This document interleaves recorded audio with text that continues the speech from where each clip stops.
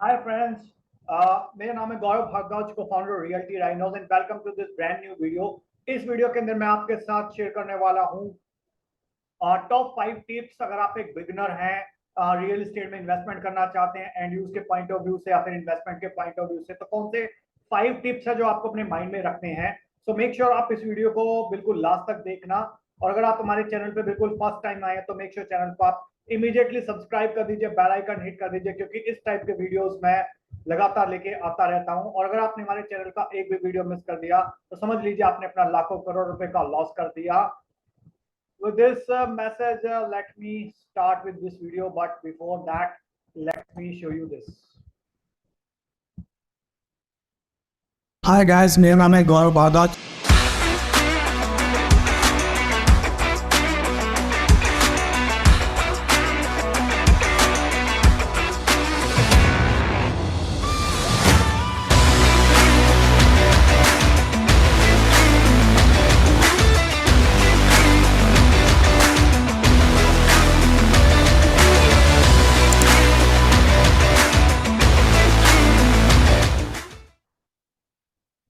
So let's start this video।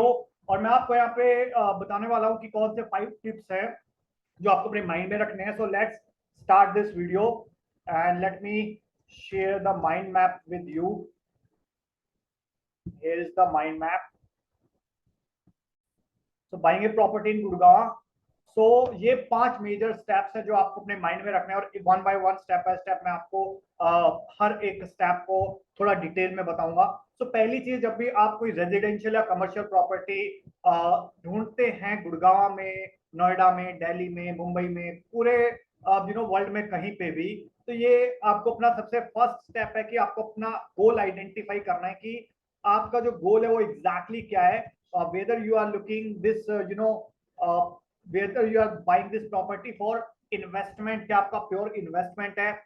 Second, and use है कि आपको वहां पे रहना है। या थर्ड, रेंटल रिटर्न के पॉइंट ऑफ व्यू से आप उस प्रॉपर्टी को बाय करने वाले हो। तो भले ही वो रेजिडेंशियल या कमर्शियल हो, तो फॉर एग्जाम्पल अगर आप कमर्शियल प्रॉपर्टी बाय कर रहे हो तो वहां पे अगर रेंटल रिटर्न के पॉइंट ऑफ व्यू से बाय कर रहे हो तो कमर्शियल प्रॉपर्टी के अंदर बेटर रिटर्न आता है as compared to residential. Third, यहाँ पे जो भी आप प्रॉपर्टीज सेलेक्ट कर रहे हो एज पर गोल सेलेक्ट करो, और आपके पास मल्टीपल ऑप्शंस हर एक कैटेगरी में अवेलेबल हो सकते हैं। अगर आप रेजिडेंशियल प्रॉपर्टी सर्च कर रहे हो तो वहां पे आपके पास ऑप्शन हो सकते हैं फ्लोर्स का, अपार्टमेंट का, प्लॉट का, विलास का। वहीं अगर आप कमर्शियल प्रॉपर्टी में अगर इन्वेस्टमेंट करना चाहते हो तो अगेन आपके पास मल्टीपल ऑप्शन हो सकते हैं। ऑफिस स्पेस का ऑप्शन हो सकता है आपके पास, रिटेल शॉप्स का ऑफिस हो सकता है, मल्टीप्लेक्स हो सकता है, वर्चुअल स्पेस हो सकता है जहां पे सिर्फ रिटर्न आएगा, रेंटल आएगा। तो डिपेंडिंग ऑन योर गोल आप आइडेंटिफाई कर सकते हो कि किस टाइप की प्रॉपर्टीज के अंदर आपको जाना है।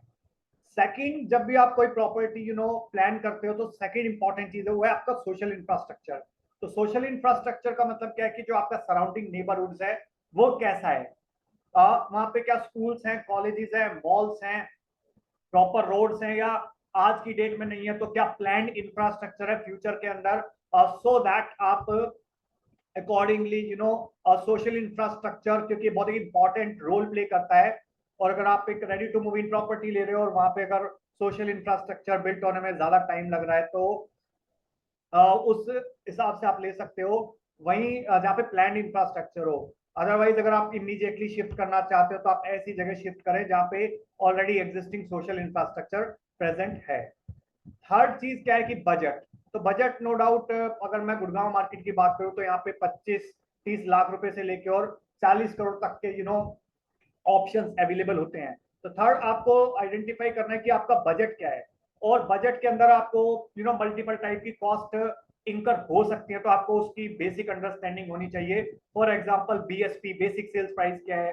बट लोग प्रमोट बीएसपी करते हैं मोस्टली बिल्डर्स, बट उसके अलावा भी बहुत सारे चार्जेस होते हैं जो आपको पता होना चाहिए। For example EDC, external development charge, IDC, internal development charge, PLC, preferential location charge, IFMS, interest free maintenance security, possession charge, car parking charges, फिर इसके अलावा जीएसटी भी लगता है 5% रेजिडेंशियल पे और 12% कमर्शियल पे। इसके अलावा आप फाइनेंसिंग ऑप्शन भी देख सकते हैं, अगर आपके पास खुद के फंड्स अवेलेबल है तो दैट्स ग्रेट, बट अगर फंड्स अवेलेबल नहीं है तो क्या बैंक फंड कर रहा है उस प्रोजेक्ट को।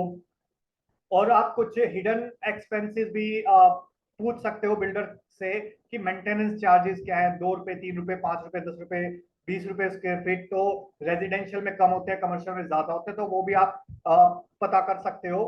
और इसके अलावा अदर एक्सपेंसेस भी होते हैं, लाइक रजिस्ट्री होगी, ब्रोकरेज चार्जेस हो गए। तो जब आप अपना बजट बनाएंगे तो आप ये सारे चार्जेस कंसीडर करने के बाद ही बनाएंगे तो बेटर रहेगा, सो दैट आपका बजट ना बिगड़े फ्यूचर में। फोर्थ है लीगैलिटीज।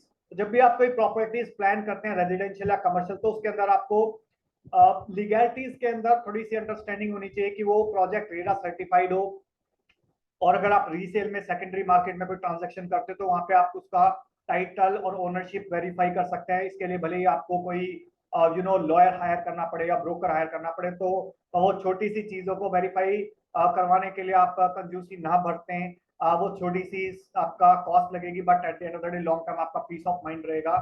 और अगर किसी पर्टिकुलर प्रॉपर्टी है उस पर कोई लीगल डिस्प्यूट ना हो, वो लैंड क्लियर होना चाहिए। ऑलराइट। और इसके अलावा टैक्सेशन क्या रहेंगे, फॉर एग्जाम्पल टीडीएस काटना होता है, जितनी भी पेमेंट आप प्रॉपर्टीज पे देते हो उसका 1% टीडीएस आपको गवर्नमेंट को जमा करना पड़ता है, तो थोड़ी लीगैलिटीज भी आपको कंसीडर करनी चाहिए। फिफ्थ है इंस्पेक्शन। तो अगर आप एक अंडर कंस्ट्रक्शन प्रॉपर्टी देख रहे हो तो आपको एटलीस्ट लोकेशन का आइडिया होना चाहिए, फ्यूचर क्या प्लान है। अगर आप ready to move in property ले रहे हो तो डेफिनेटली आपको एक बार इंस्पेक्शन जरूर करना चाहिए, और कि वो वास्तु कंप्लाइंट है या नहीं है, वो ईस्ट फेसिंग है, नॉर्थ ईस्ट फेसिंग है। अगर कमर्शियल प्रॉपर्टी है तो वो उसका वास्तु क्या है, और उसकी एग्जैक्टली लोकेशन क्या है, उसकी विजिबिलिटी होगी या नहीं होगी। अगर रेजिडेंशियल प्रॉपर्टी है तो उसकी फेसिंग क्या है, उसका फ्लोर्स क्या है, भले वो whether it is green facing और not, whether it is pool facing, club facing और नॉट। तो इसकी वजह से कई बार रेट का भी चेंज भी आ जाता है।